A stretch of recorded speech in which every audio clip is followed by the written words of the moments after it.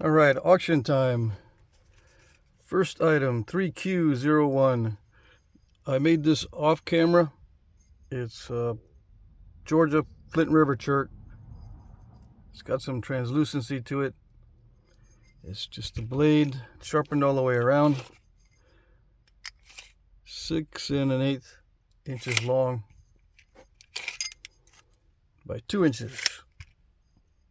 Yeah, pretty standard. I made this at the Knapping yesterday.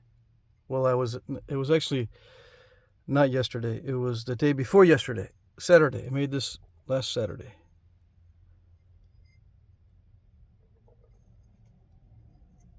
Yeah. The only problem I had with this, it napped really well, except for I had trouble with it trying to dive, which means it's high quality stuff. A lot of times high quality stuff will dive in when you start to thin the middle. So I had to leave it a bit thick on this side because it was starting to dive in, and I didn't want this kind of chatter on this side. That's all the problem I had. There was a step right here. I managed to get most of it out, but I still have a remnant there. But anyway, there you go. 3Q02, more of the Georgia Flint River. This one is more of a swirly type of chert. It has a different consistency than the butterscotch, which was the previous. This is butterscotchish. It's got some dark patches in it, so it grades between the two types, between butterscotch and what I call the swirl. This is mostly swirl, although there is a lot of butterscotch at the tip of this one. This one gave me more trouble than the other one, mainly because the swirly stuff is not consistent, and these are raw. This is raw, a raw piece, and so was the first one. So when it's raw, it is a little harder to nap. I sharpen this all the way around with pressure, being more careful than I usually am. So this is pretty sharp. Okay. Oh yeah. 5 1/4 by 1.5 inches. 3Q03. This one is, well, it was started out as a turkey tail, but I blew out one of the notches because I used punch notching to do this. I used punch notching to do this. As you can tell, some of these pop outs are pretty big. And right there you can tell I kind of crunched it a little bit. And on this side too. So that's just inexperience with the punch notcher. But anyway, it still kind of looks like a dovetail. I did sharpen it with a beveling technique. Although the bevel is not that pronounced. It's not that noticeable. But you can see it when you turn it this way and look at it from the tip down. And it is pretty stout, like it's a resharpened piece. And what happens with a resharpened piece, it's thick in the middle, right? And it's usually longer. And as you resharpen it, it stays thick in the middle, and it thickens at the tip because you lose some off the tip. So if it's tapered, the original tip would be out here. If you take away the tip, it's thicker down here. Excuse me. So that's how that worked. And I like it. I like this style. It's a hefty point. All right. 4 and a little over 4 1/8 by 1.5 inches.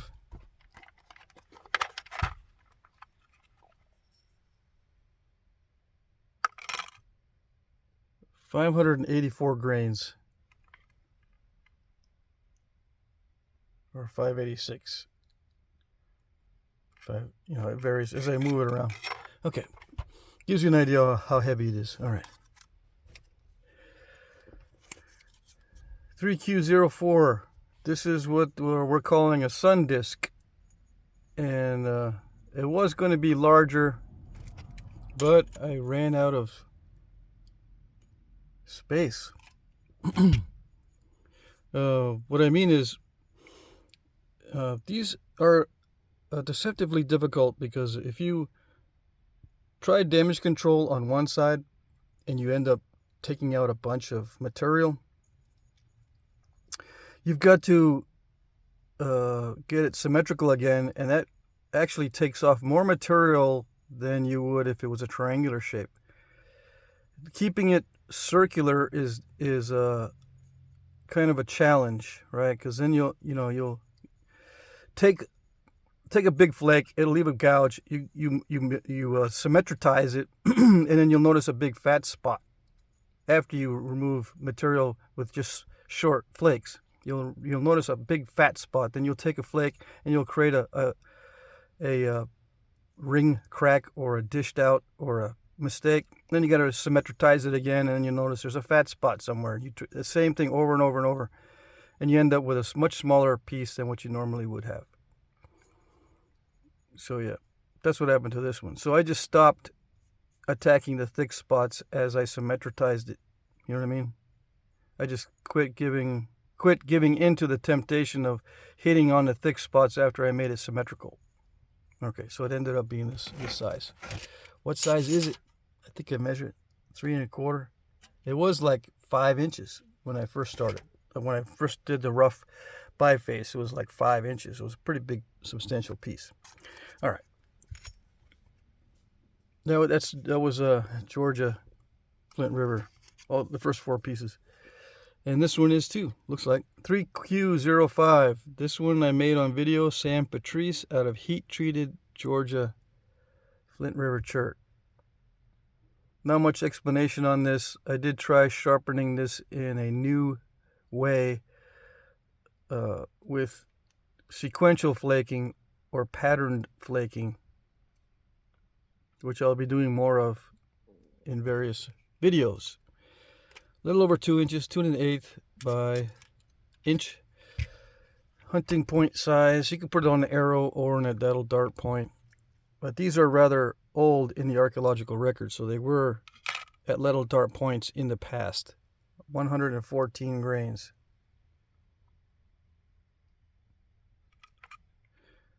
Hold it here, it's 114. If I hold it up here, it changes. All right. That'll give you an idea on the weight. All right. 3Q06. I did this one on video last night, right? Yeah. After the 3rd attempt at doing this Georgia chert. I got a bunch of this Georgia chert in the mail. That's why I've been napping a bunch of it. Anyway, it's not any specific type. It's just a corner notched arrow point or dattle dart point. It can be used for either.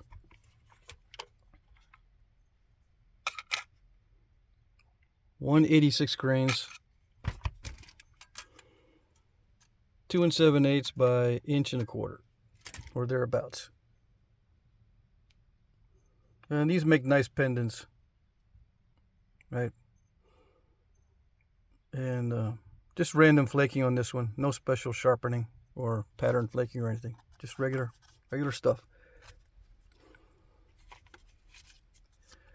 3Q07. This is an obsidian point I made on video. It's obsidiacite or dacidian, whatever you want to call it. It's an obsidian dacite type material. Anyway, not much to say about this except I'm attempting to do sequential flaking or parallel flaking or patterned flaking. So this is one of my first attempts on video. Same style of corner notch point, no particular type. 2 3/4 by 1 1/4. It could be an dattle dart point or an arrow point. 152 grains. Okay. Let's see. 3Q08. This is quartz crystal. I made this in Tennessee at the Knapping in Tennessee. As you can see, it looks like glass. It actually naps like tempered glass. I did not do this on video because I was afraid I was going to break it. I had to really focus on this to get this shape, believe it or not. That was not easy to nap. If you've ever napped tempered glass, you know that it breaks at like 90-degree angles and it doesn't nap predictably. There's the original surface here of a little spall like this. See, this one has an original surface here. It's pretty flat there. So what I did was I just napped around that flat surface. You know, I picked a flat surface on this particular little spall and just napped around it, and almost broke it. There's a fissure right there that almost I thought was going to break the piece, but it didn't, because it flakes in a strange way. That crack doesn't go all the way in. It just popped out.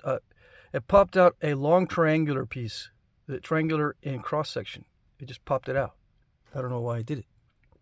But now I do know why, because the planes within quartzite, or within quartz, they're all like, how should I say, in directions that are very steep compared to each other.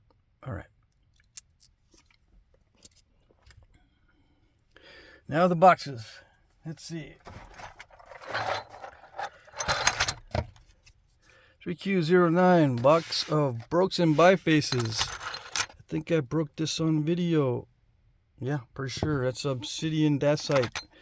This is not mine. This was broken at the Knapping that I went to this past weekend. It's a heat treated or something or other, root beerish type stuff.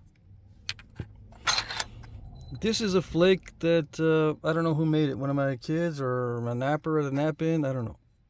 Anyway, various bifaces and Brokes, attempted bifaces. Not all of them are mine.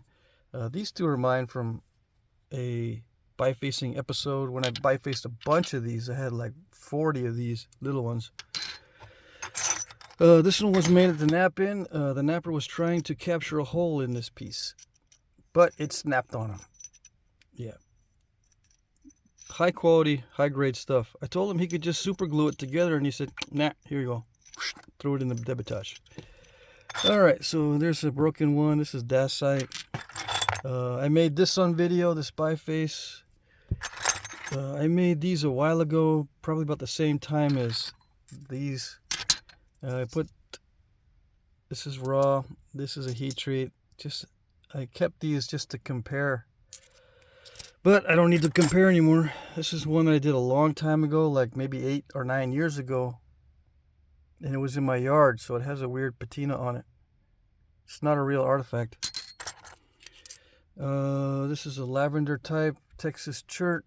Very cool material, just to give you an idea. I stuck it in here. Anyway, this is someone else's also heat treat. I made this one on video. This is a heat treat. I broke this heat treat on video. I made this raw piece on video. I made this raw piece on video. This is a heat treat Texas. Oh yeah, this is a little flake biface I made. I made this on video. Yeah. And just little broken pieces of Texas heat treat. These are not mine. These are from the Knapping debitage from this past weekend. All right. So I just collect this kind of stuff that I don't want to keep and offer it to you guys. I was going to whittle this down to a Nebo Hill, I think, and I said, nah, it's okay. It's all right. We'll just offer it like that.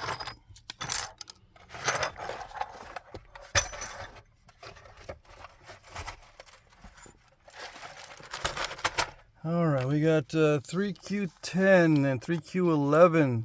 2 boxes of random flakes. Okay, I'm not going to show all of them, but they're just random flakes.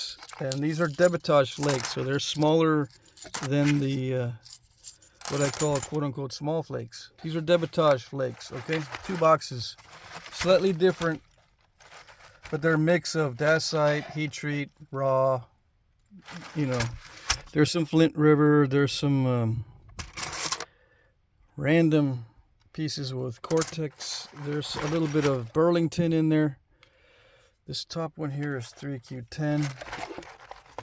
And this one is 3Q11. All right. I'm going to go through these quickly because it's starting to burn up in the van. I've got everything shut. The sun's blaring down on it, and I'm cooking in here like a sauna. Let's see. I closed all the windows and doors because I don't want Mr. Thunder Muffler to interrupt my video. Yeah. 3Q12. This is a box of Georgia Flint River flakes. And this is going to be jammed full of these flakes. Suitable for arrowheads at little dart points and sometimes a knife blade. Or whatever you want. I try to make sure none of these have big curves in them.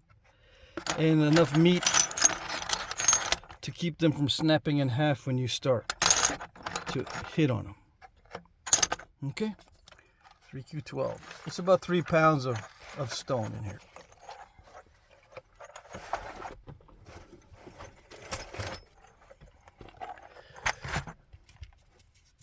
.3Q13, box of Georgia Flint River heat treats.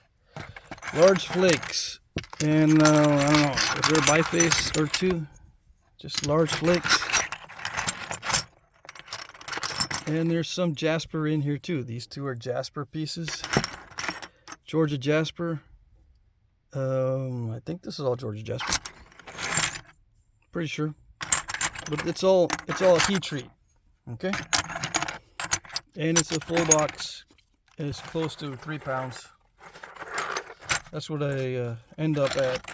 If I cram it full, extremely full, it's about 3 pounds. All right.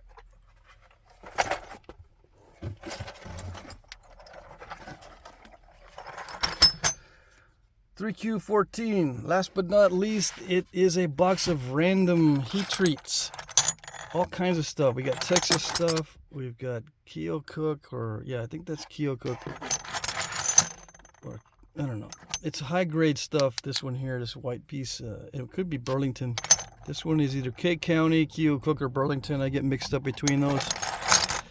These two are Burlington of a darker shade. This is Georgia jasper. These are Novaculite. All of this stuff is well heat treated up to the proper temperatures. So this is high grade heat treat. Stuff that I've been saving for myself, but I'm getting rid of all my old stash. My old stashes. Yeah. I want to be able to be mobile and go wherever I want. I can't be having all of this material hanging around. All right. So, rules. Let's see. The rules are you bid in the comments section under one of my pre-populated comments. If you don't know what that means, it means I put comments in the comments section that describe each item, or sort of. It also gives you a little timestamp so you can see where it appears in the video. If you don't want to rewatch the whole video, okay? If you're confused about what this is, just look at my other videos. I've got a bunch of auction videos. All right, just type in Jack Crafty auction or Jack Crafty 3P, the one previous to this. Jack Crafty 3J, auction 3J, has a demo in it too. Of how to bid on a tablet. I use my tablet, not my computer. All right. So just be aware that there's other videos with auctions. Just look at previous videos if you're able to do it. If you're not able to do it, then ask someone for help. You won't be able to bid unless you can comment. All right. I will like your comment if I see it. That's important. If I don't see your comment, I can't like it. Right? That's the way that works. If I don't like it right away, it means I'm kind of busy and I'm not looking at the auction. As the auction approaches the time where it's going to end, I will check a lot more often. So in the beginning of the auction, it may take me an hour or two to like your comment. Don't get all panicky. But as time approaches the end of the auction, I will check a lot. So just be aware that I will like your comment if I see it. That's how you know I saw your comment. So you don't have to ask me, did you see my comment? If I put a like on it, you don't have to ask me. You can ask me anything you want, but that just gives you an idea of what to do. All right. Try not to bid at the last minute. This is also important. I'm using YouTube's time tracker and it's not always accurate. It can be up to 2 minutes off. Please be aware of this. Yeah. Some of you guys like to bid at the last minute. I don't try to prevent that, but just be aware that if you do, if you're in the last 2 minutes, your bid might not show up on time because YouTube says you're late. Now, you know you're on time, and I know you're on time. Everyone's cool with the auction. No one's trying to cheat. I have not had a problem with anyone trying to cheat in the auction, okay? But I had to go by YouTube's time tracker because that's what everybody else sees. So even if you and I both know you're on time, I got to use YouTube's time tracker because everyone sees that, and I want to be fair to everybody, okay? Shipping is free in the U.S. International shipping is discounted, but not free. I will add the following amounts to your winning bid if you're international. All right, first class package, I add $20 no matter where it's going to. Small priority flat rate box, like a box of flakes, $20 to Canada, $30 anywhere else. Medium priority flat rate box, $40 to Canada, $50 anywhere else. That's what I'll add to the winning bid price. I will provide tracking numbers, and I will provide international tracking numbers. I accept PayPal, Venmo, Cash App, check or money orders. I can also email you an electronic invoice that you can pay with a card. Winners will be announced starting at 9:01 p.m. Eastern. That means 8 p.m. Central, 7 p.m. Mountain, or 6 p.m. Pacific time. So be aware of this is when the auction ends, and I'll start announcing winners at 9:01 p.m. Eastern or 8:01 Central, blah, blah, blah. I will reply to your winning bid with this little cut and paste thing, okay? Pay attention to when I do this. If you have not bid before, you must send me an email. I can't remind you to send me one. There's no PMs or private messages within YouTube. There's no way for me to remind you that you've won. You've got to pay attention to the comment section and check to see if I put this on your comment. You should get a notification that I commented this or I replied this to your reply or to your comment on your bidding. All right, you should be able to get a notice that you have a reply to your comment. All right, and please, if you're new, email me your information so I know where to send the item in so we can make payment arrangements. All right, there is a more complete description of the rules in the description box. If you have questions, please email me at jackcrafty2@gmail.com. Please look at my previous auctions to see how they work. If you are not able to reply or comment, you will not be able to bid. If you don't know how to reply or comment, please practice on another one of my videos. I will work with you via email if you're having issues with comments or replies. Okay, so that's it for my notes on the rules. I hope you guys had a good weekend. I hope this selection was interesting, and good luck.